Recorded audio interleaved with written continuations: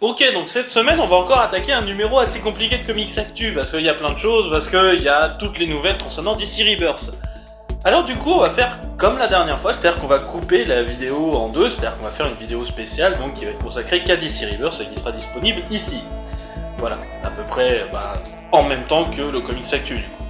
Donc du coup, vous pouvez aller voir cette vidéo, revenir voir celle-ci, aller voir, voilà, vous regardez cette vidéo, ensuite regardez celle sur DC Rebirth, j'en mettrai les liens à la fin, vous en faites pas.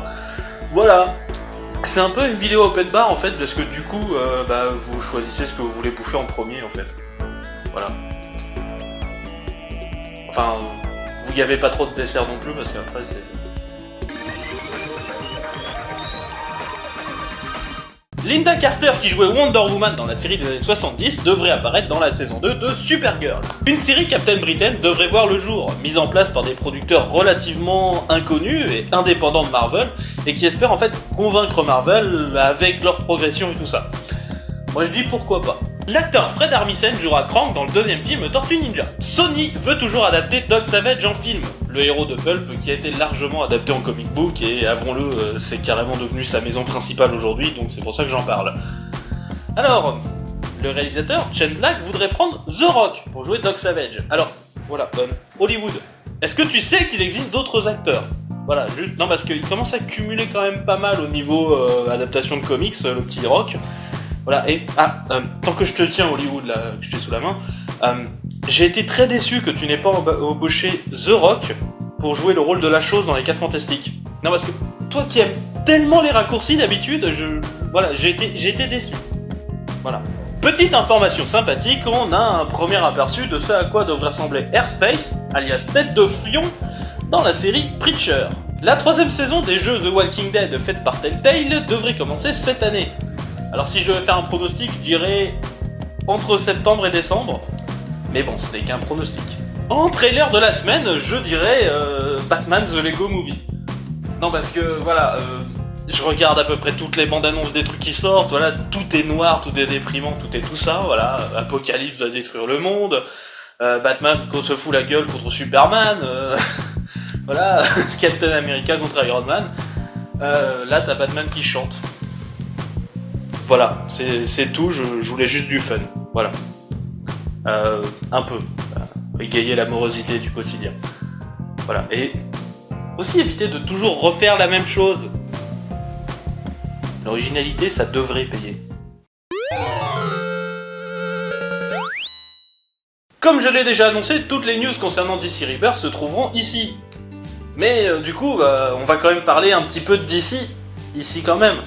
Désolé DC ici, il est DC le comic. DC vient en effet de lancer son propre organe de formation pour dessinateurs et scénaristes, appelé le DC Talent Development Workshop. J'ai essayé de trouver un truc avec DT, mais après les initiales elles marchaient plus. Une formation test avait été réalisée en 2015 avec Jim Lee, Geoff Jones et Klaus Johnson. Les trois mêmes sont de retour pour ce projet, avec aussi Andy Kubert de la Kubert School, jusqu'ici la seule autre formation de Steve spécialisée à ce point dans les comics. Il existe plusieurs façons d'interpréter cette nouvelle. De 1, DC cherche actuellement à vraiment remplacer son cheptel de scénaristes et de dessinateurs, et mise vraiment sur les petits nouveaux. De 2, ah mais c'est chouette, une nouvelle école, formation, c'est trop cool. De 3, je suis un peu réticent parce que les écoles d'art de ce genre-là ont tendance à un peu formater les artistes dans un seul style. Et du coup, faut faire gaffe.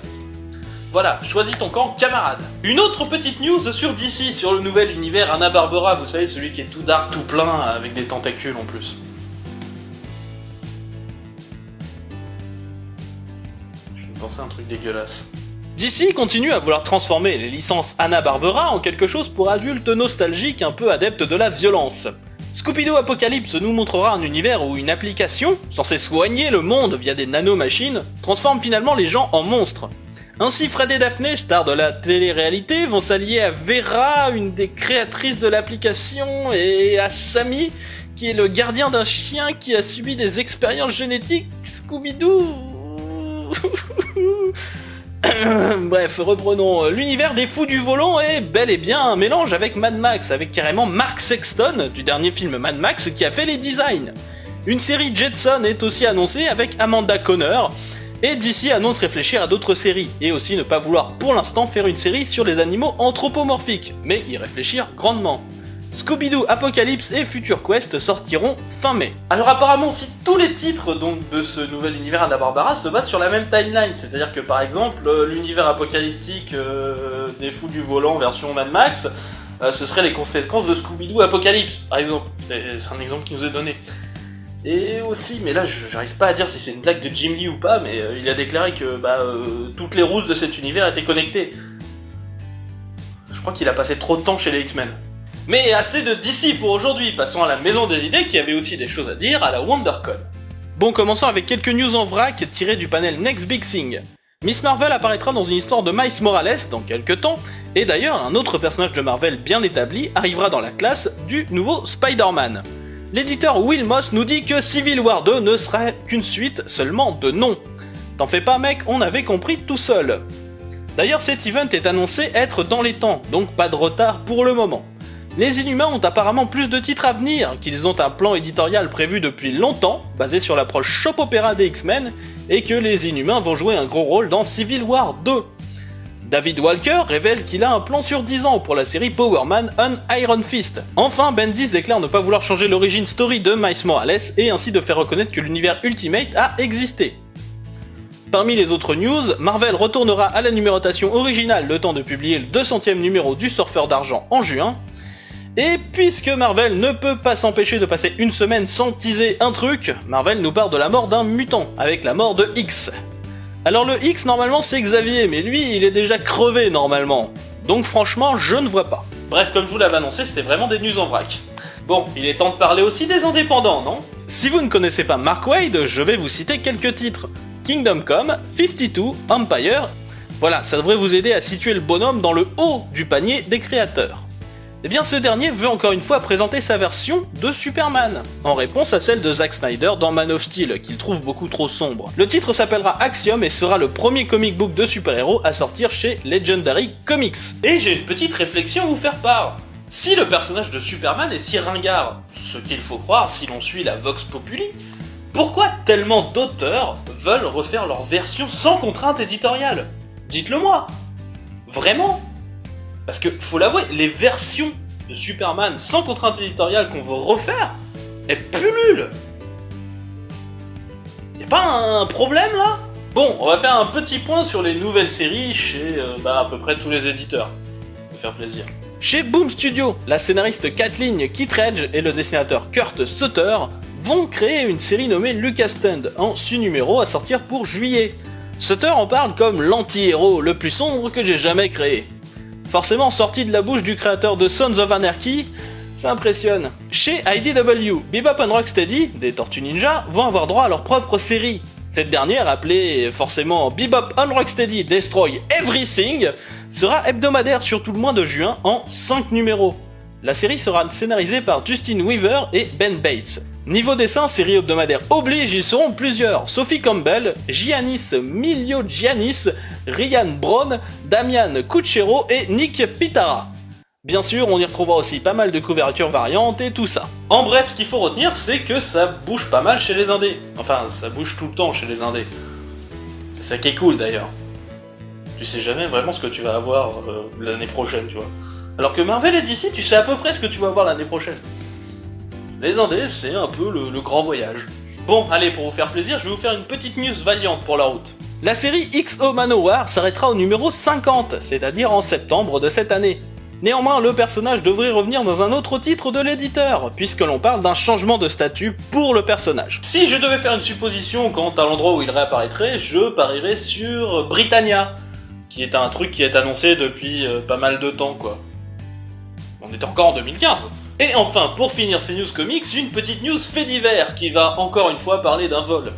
J'aimerais bien trouver sur autre chose quand même une fois. En effet, dans l'état de Géorgie, des voleurs ont cambriolé un comic shop nommé Comic Plus. Après avoir bien sûr pris la caisse, ils ont aussi apporté un grand nombre de comics, dont le prix total estimé du vol est de 250 000 $, avec beaucoup de comics assez anciens qui valent cher, comme les 8 premiers numéros de la série Justice League de 1963 et les 20 premiers numéros des X-Men.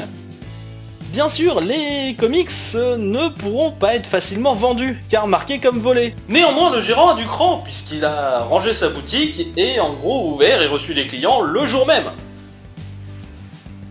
Ça démontre une certaine force de caractère, je suis désolé. Il est enfin le Batman Black and White tome 1. Oui, je dis enfin parce que déjà je l'attendais. Et en plus sur Comics Sanctuary, il y a eu des dates un peu bizarres d'annoncer pour ce tome. Et comme je suis mes dates sur Comics Sanctuary, qui est un très bon site pour ça, forcément j'ai voulu en parler plusieurs fois quoi. Voilà, donc c'est la sortie de la semaine, hein, ça c'est clair. Batman Black and White a toujours permis à des auteurs reconnus de faire des histoires courtes, stylisées et très prenantes sur Batman, avec forcément un style en noir et blanc du plus bel effet. Franchement, c'est à lire, voilà, allez-y. En VO chez DC, Batman numéro 50. Parce que Snyder finit un arc avec brio, il a réussi à finir un arc sans me décevoir. C'est la première fois. Non, franchement, le dessin est toujours aussi bon, les thèmes abordés sont vraiment pas mal, et même on a une sorte de happy ending, on a la moustache de Gordon qui repousse. C'est un happy ending pour moi. VO toujours chez DC, Superman Lois and Clark numéro 6, c'est toujours aussi intéressant, malgré quelques passages qui pourront sembler un peu déjà vus à quiconque ayant déjà regardé Superman Returns. Notamment concernant le gamin, si vous voyez ce que je veux dire. Néanmoins, les personnages, oui, sont toujours aussi attachants, et les pouvoirs sont très bien mis en scène, notamment un passage où Superman doit isoler plein de bruit pour suivre un téléphone. Non, très franchement, c'était une bonne lecture. En VF chez Marvel, c'est clairement la réimpression des New X-Men de Grant Morrison dans la collection Hachette de référence qui m'a clairement plu. Il faut savoir que, du coup, je suis un grand fan de Morrison, je l'appelle Momo moi-même, et du coup, ces New X-Men ont quand même vachement marqué l'histoire des X-Men, en fait, c'était vraiment cool. Et il faut savoir qu'en fait, j'aime tellement que... Je me suis toujours dit que si jamais un jour je vais faire du jeu de rôle sur les X-Men, ce serait des éléments de ce run qui seraient repris dans la campagne. Voilà, j'aime vraiment beaucoup cette histoire, voilà, c'est personnel, mais en même temps, c'est un peu le but aussi des fois les critiques, c'est d'être personnel. Chez Marvel en VO, le numéro 7 d'All New, All Different Adventures, qui du coup est un très bon numéro qui commence en prenant son temps, en faisant de l'exploration de personnages, qui ensuite arrive à amener l'event de façon pas trop forcée et même pas trop dégueulasse, nous met un petit mystère assez sympa, et le cliffhanger est putain de cool. Très franchement, je pense que Standoff va être un très bon event. Je veux lire Pleasant Hill. Je veux lire un event Marvel. Voilà.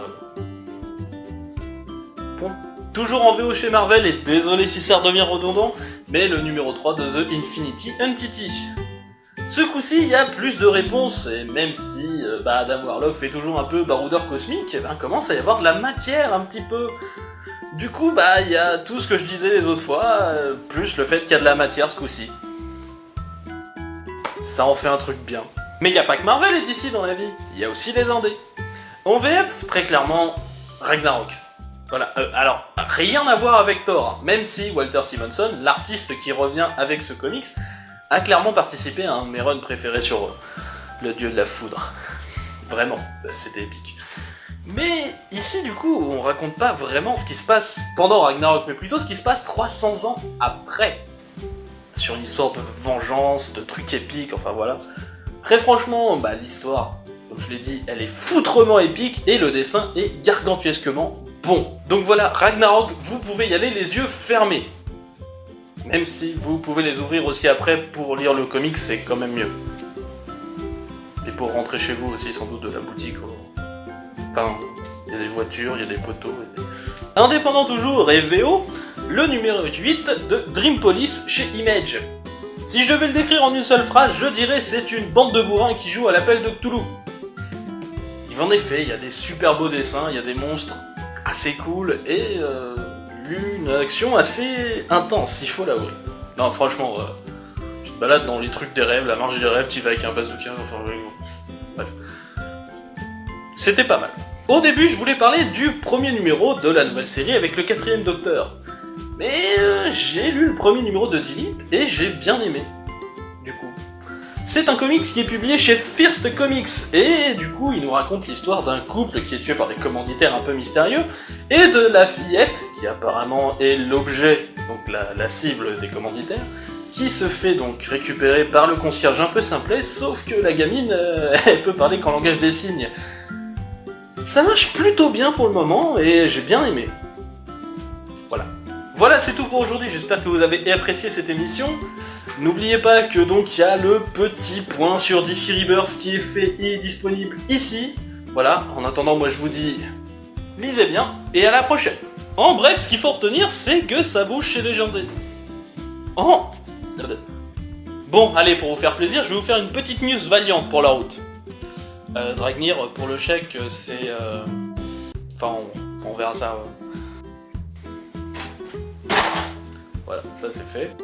J'aime beaucoup le passage avec le marteau-piqueur, qu'il faut essayer d'isoler la fréquence parmi tous les autres bruits, enfin du coup c'est le téléphone mais pas le marteau-piqueur. Le marteau-piqueur est un obstacle, désolé, je m'éloigne du sujet. Faut savoir que j'adore le run des grandes... putain.